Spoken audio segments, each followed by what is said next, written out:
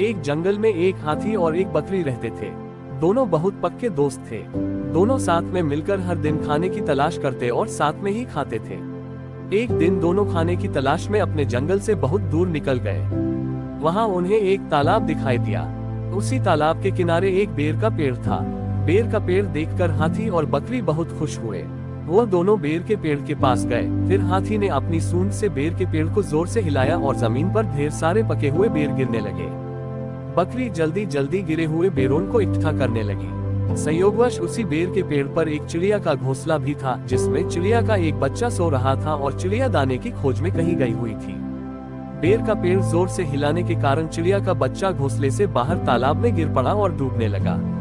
इतने में चिड़िया भी वहां पर आ गई थी और वह अपने बच्चे को सही सलामत देखकर बहुत खुश हुई। उसने हाथी और बकरी को इसी तालाब और बेर के पेड़ के पास रहने के लिए कहा। तब से हाथी और बकरी भी चिड़िया के साथ उस बेर के पेड़ के नीचे रहने लगे।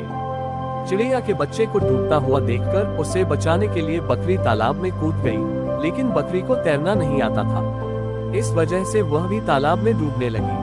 बकरी को डूबता हुआ देखकर हाथी भी तालाब में कूद गया और उसने चिड़िया के बच्चे और बकरी दोनों को डूबने से बचा लिया। कुछ ही दिनों में चिड़िया का बच्चा बड़ा हो गया। चिड़िया अपने बच्चे के साथ जंगल में घूम कर आती थी और हाथी और बकरी को जंगल में किस पेड़ पर फल लगे हैं इसकी जानकारी देती थी। इस तरह हाथी, बकरी और चिड़िया मजे में रहते और खाते पीते थे।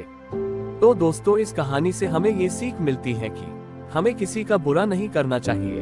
अगर हमारी गलती से किसी को परेशानी होती है तो उस गलती को सुधारना चाहिए और मनमुटाव दूर करते हुए एक दूसरे की मदद करनी चाहिए।